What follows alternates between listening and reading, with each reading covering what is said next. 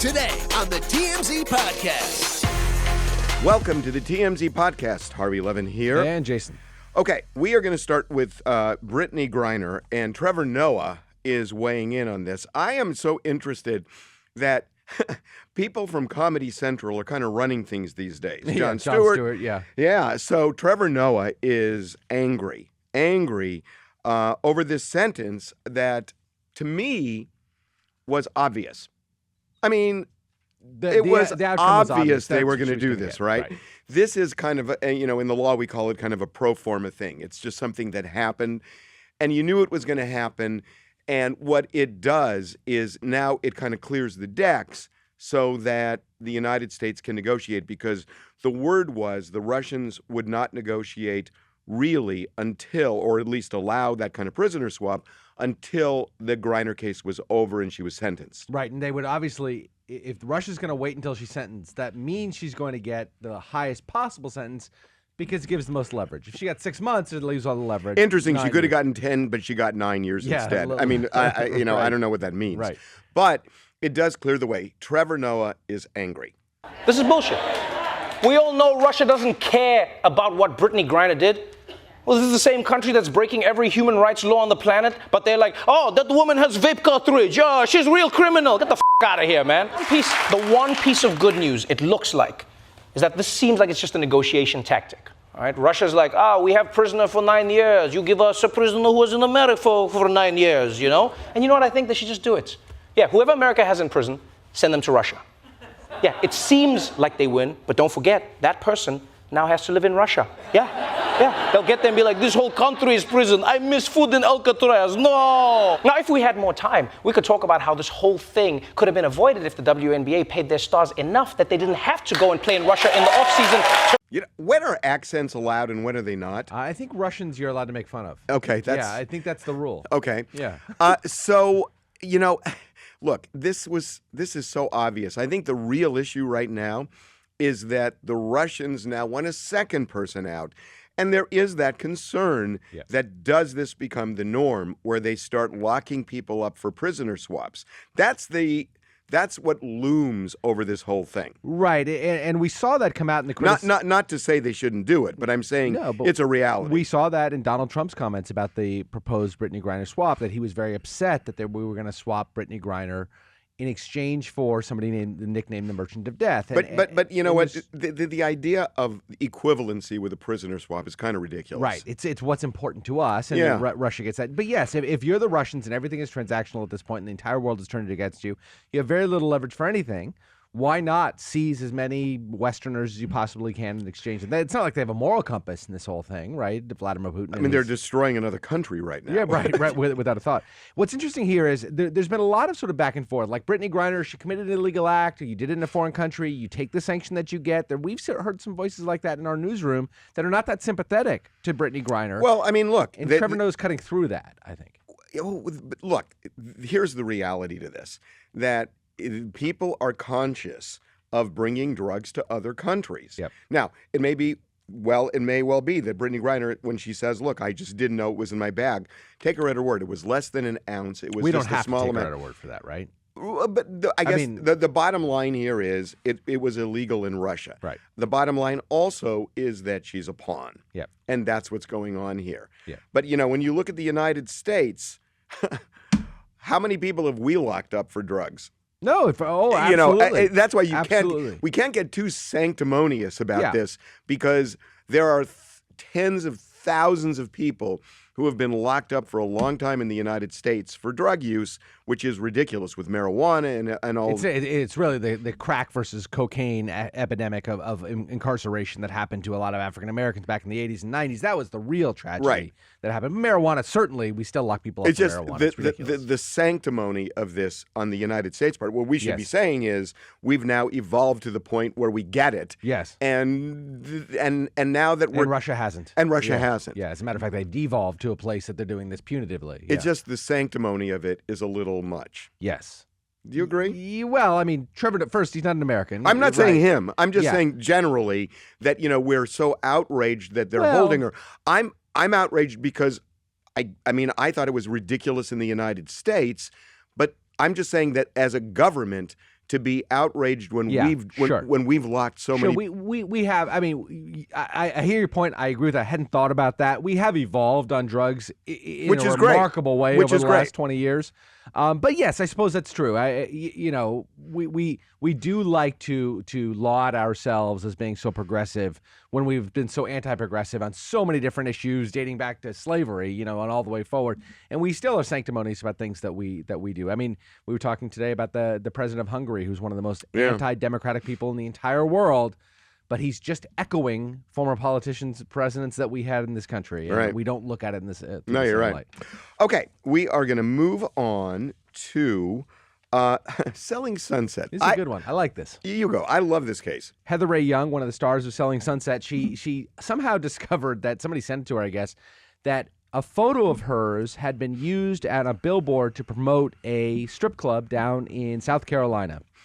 And she came out and she wrote a very nasty letter and threatened litigation, saying that you had no right to use my image for your strip club. So two claims, right? First is that you had no right to use it. And that seems pretty cut and dry. Like, you can't use somebody else's photo, even though they're famous, to promote your product. That one seems pretty easy.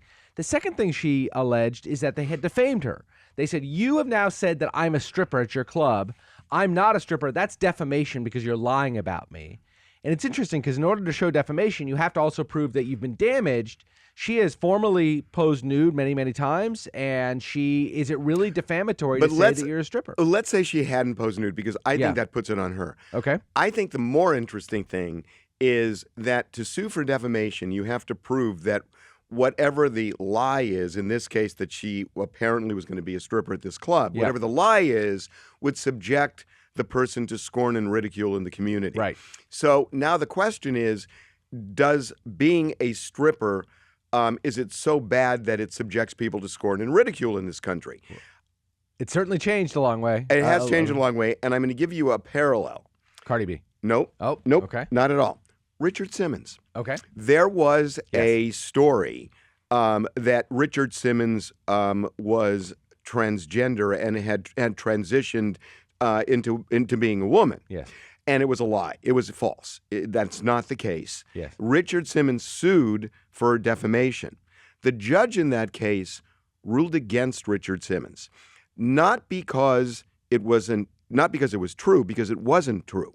Ruled against Richard Simmons because the judge said America has evolved enough that if somebody who is transgender is not automatically subject to scorn and ridicule. And then acknowledge there are some people who do feel that way, but the judge said, I am not even going to recognize them. That was an interesting kind of leap, right? But that's the way the judge handled it. I think that if you were to talk to transgender people and talk to strippers, they would both tell you that certain segments of society subject them to scorn and ridicule. I agree with you. They do. I agree with you. Especially in the transgender community. But you could also there are say pockets of this country where it's okay, and I think the rest of the country is not. But yeah. But I mean, just about anything you do or believe subjects you to scorn and ridicule these days by some people. Society, right? I mean, if you're a Republican, right, Democrats subject you, and if you're a Democrat, Democrat, it could be Republicans, a lie that you're a Democrat. I right. know. No, it's true, actually. So, I mean, at a point, I think things kind of are getting reset. Look, it is being reset. I think that it's a stretch to say that if people found out that Heather Rae Young was working as a stripper, and we don't know what this nightclub is like, but assume it's a really nice strip club, not maybe it's a really nice one. If people said that Heather Rae Young is working as a stripper in a South Carolina bar, I think that subjects her to some ridicule. I really do. I think not just a little bit. Like, I think people look at her differently. I think her career path is potentially different as well, don't you? I mean, she's still going to get a job at Selling Sunset. I don't think it's foreclosing that. But I think there's a lot of people who look at her differently. I suppose you're right. And I guess but again, what doesn't subject you to scorn and ridicule these days? Yeah, but I mean, I guess you're going to look at it from the country's different. The country is different, right? And you're always going to find pockets of supporters. No I mean, matter what you do. I am literally serious. What if a Democrat is painted as a Republican by an opponent? That could be defamatory, for sure. For sure, because if it subjects you to scorn and ridicule in your community. But that's pretty amazing. I don't know that would have been the case 30 years ago. Yeah, maybe not. Maybe not. It's really... Yeah. This country. Okay, we're going to move on. Monkeypox. This is a big deal, obviously. Yeah. There is something weird about why the United States didn't respond to this. We screwed up. We screwed up. Yeah. And we screwed up in several different ways.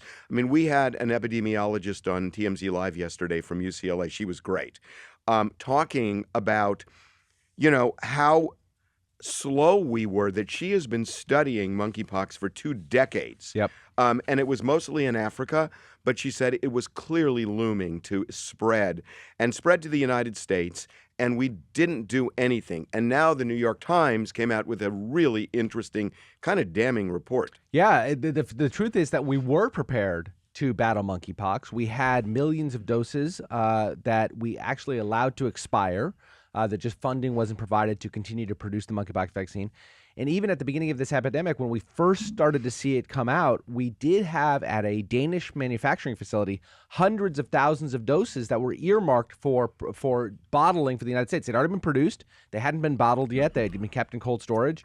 They could have been bottled, but we simply didn't make the phone call, literally didn't make the phone call to this Danish manufacturer and say, start bottling it for us, and here's the contract, and here's what we're going to pay you for it. Instead, European countries, a number of European countries who saw this coming more quickly than we did, called them and said, we want to buy this. And so the Danish company entered into contracts and is now filling those contracts. And the U.S. is now called, and the Danish manufacturer saying, we don't have these. Well, they were doses earmarked for the Yes. United States, but we didn't ask to put them in bottles Yes. and ship them over here. So they're sitting there, and European countries called and said, we want them. So the Danish company gave it to them. Totally and now legally. It wasn't like they could only sell them to U.S. They could sell them to whoever called first, and all the Europeans called first by months before we did. So what is it? We have like 1 million doses. We need 3.5 million doses to even deal with it now. And they're saying that the earliest you can get any of them would be October to get 500,000. And then the balance, the remaining like 2.5 million, not till next year. Next year. Well, how quickly is monkeypox spreading? I think it's like 40% in the last week.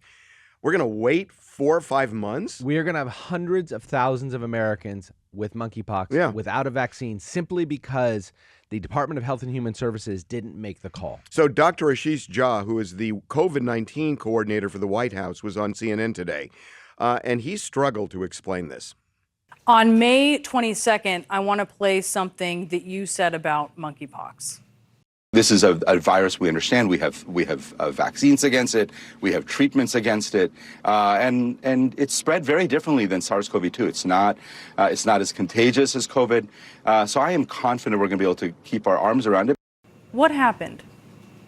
Well, I don't think anything has happened. I mean, I still remain confident that we're going to get our arms around Is this. this Again, I want to this number, though, Dr. Shah, is this what you expected, this number that we're seeing right now? So what I would say is, again, just reminding people, yes, we have about 7,000 cases across America. We're going to continue working on keeping that number. Obviously, we want to expand testing. We're going to see those numbers go up some, but we want to get this, and we are getting this under control. I want to remind people nobody has died of this yet. Obviously, we want to keep that level of serious illness as low as possible. He sounds so much like Donald Trump at the beginning of the coronavirus. I can't even. You know what this reminds me of? And I hate to diminish this, and I really like him. I think he's a really smart, good guy. But I think he's in a really bad position because he's trying to defend something in the government that's hard to defend. Yeah. It reminds me of that scene in Airplane, the movie, where the flight attendant is on the intercom saying, there's nothing to worry about, everybody. And meanwhile, there's this crisis going on in the cockpit. And she knows it. And she's like, with her hands up to her mouth. It's kind of the same thing. I mean, you hear him say, what is he going to say? I mean, I guess what he could say is, we messed up. Yeah, but that's not the message that they want to get out there. It's not the message they want to get out there. Especially but the administration doesn't want to take ownership of this. I get it. But when you look at the New York Times, it's hard. And look, I don't know that even it's this administration because, like this doctor that we had on TMZ Live yesterday, she said this has been going on for years. Yeah, look, it's going to fall as well. These things do. It's going to fall in the Biden administration. The truth is, this is bureaucrats from the Department of Health and Human Services who are not controlled by the White House who made this huge error. And somebody there is a secretary at the Department of Health and Human Services appointed by it who ultimately the buck stops with that person, and that's why they're going to take they have to take responsibility for it. This is a big threat. Yes. Monkeypox is a big deal. I was interested to hear the doctor's comments that nobody has died from it. There was a slight pause and then the word yet, which is an acknowledgement from the administration that people will die from this. Yeah, but I don't even think that's the point. There may be some deaths from it, yes. I mean, people are immunocompromised and all this other. It's also that this is a serious disease. I mean, this is something that benches you for as much as 5 weeks. Yes.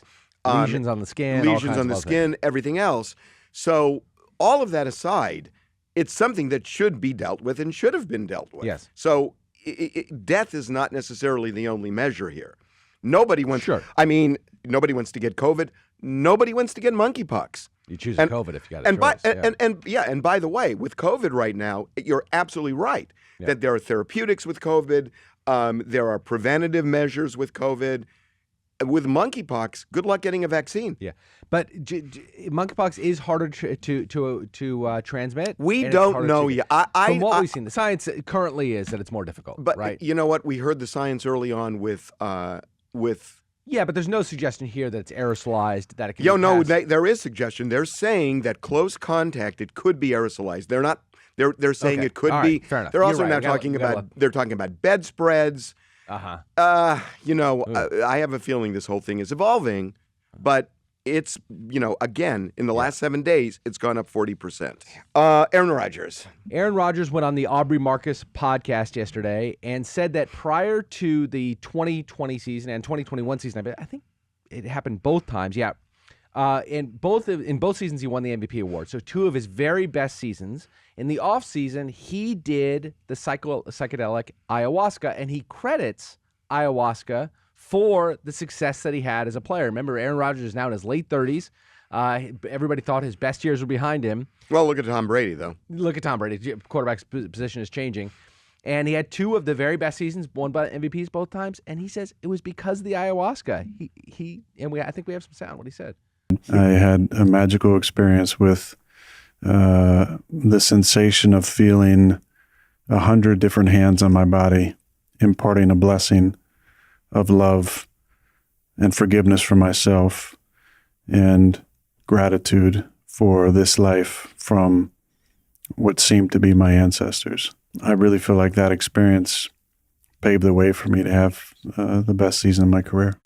So I got to say something. He seems like a guy who's still high on ayahuasca. No. I got to say, when you listen to quarterbacks, and I don't know how else to characterize this, it's very meat and potatoes. They're not these, cerebral, and it's not that they're not smart, because a lot of these quarterbacks are incredibly smart. Yep. But they don't appear to be these cerebral guys who get philosophical and whatnot. Yep. Am I... With the notable exceptions of Tom Brady and Aaron Rodgers, you're absolutely right. Yeah, but even Tom Brady. I mean, I know Tom Brady kind of elevates it some, but this is a different level. And I just find Aaron Rodgers fascinating. I don't agree with everything he says. I don't agree with him on vaccines, but I don't know. I find him fascinating. I don't know if you can say that him talking about his psychedelic trip necessarily makes him that cerebral. It's the way he processed the trip. And I guess. And you just don't hear, somebody, on a football field talking about it. It's almost, John Lennon-y. Yeah. But if you were with Aaron Rodgers, if you were with somebody who's drunk or stoned, and they started talking, but he wasn't drunk or stoned here. No, I understand. It would be insufferable to listen to somebody talk about gratitude for the life that seemed to be his asset. I didn't say in large doses either. Right. I did not say in large doses. I think I'm all for anybody doing with their bodies what they want to do. Do hardcore drugs, that's all good. He did ayahuasca. The thing that bothers me about ayahuasca is you have to do the purge afterwards and you vomit everything up. I don't like to vomit. Oh, is that right? Yeah. You vomit your entire bodily contents up when you come down from ayahuasca. I am still ayahuasca curious. Yeah, well, I really am. Yeah, I guess it's impossible not to be. And hearing about the trip that he had and sort of the revelations that he had and the fact that he won 2 MVP awards, imagine the success you could have. That's right. Oh, God. God. Enjoy Hawaii.